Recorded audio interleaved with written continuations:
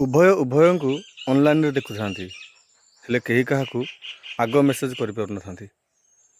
କାହିଁକି ନା ଛୋଟିଆ କଥାଟା ଏତେ ମୋଟ ହୋଇଯାଇଥିଲା। ଗୋଟିଏ ଛୋଟ ଭୁଲ ବୁଝାମଣାର ମତାନ୍ତରରୁ ମନାନ୍ତର ହୋଇଯାଇଥିଲା। ବୁଝାଇବା ଲୋକ ବହୁତ ବୁଝେଇଥିଲେ ସଜାଡ଼ି ଦେବା ପାଇଁ, ଉଜାଡ଼ିବା ଲୋକ ମଧ୍ୟ ଦୁର୍ବଳତାର ସୁଯୋଗ ଖୋଜୁଥିଲେ।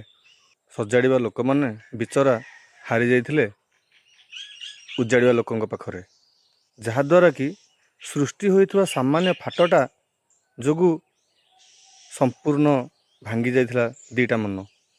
ଗୋଟେ ମୁହୂର୍ତ୍ତ ପାଇଁ ବି କେହି କାହା କଥା ଶୁଣିବା ପାଇଁ ପ୍ରସ୍ତୁତ ନଥିଲେ।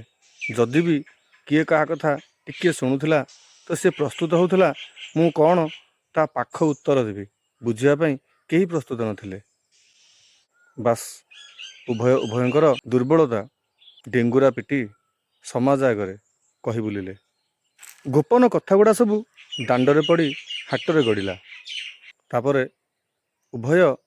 ଉଭୟଙ୍କ ନିଷ୍ପତ୍ତି କ୍ରମେ ଅଲଗା ହେବା ପାଇଁ ବାଧ୍ୟ ହୋଇପଡ଼ିଲେ। ଏବେ ନା ଦେଖା, ନା ସାକ୍ଷାତ, ନା କଥାବାର୍ତ୍ତା। ସମୟ ଗଡ଼ି ଚାଲିଲା, ଦିନ ବିତି ଚାଲିଲା। ବୟସ ବଢ଼ିବା ସହ ହୃଦୟର ସ୍ପନ୍ଦନ ମଧ୍ୟ ଆସ୍ତେ ଆସ୍ତେ ବଢ଼ି ଚାଲିଲା। ଦେହ ଆଉ ମନରେ ଆବେଗତା ବଢ଼ି ଚାଲିଲା। ସମୟ ରାତ୍ର ପ୍ରାୟ 8ଟାରୁ 9ଟା। ଉଭୟ ଥାଆନ୍ତି ହ୍ୱାଟ୍ସଆପ୍ ଅନଲାଇନ୍ରେ। କେହି କାହାକୁ ପଦୁଟିଏ ବୋଲି ମେସେଜ୍ କରିପାରନ୍ତିନି।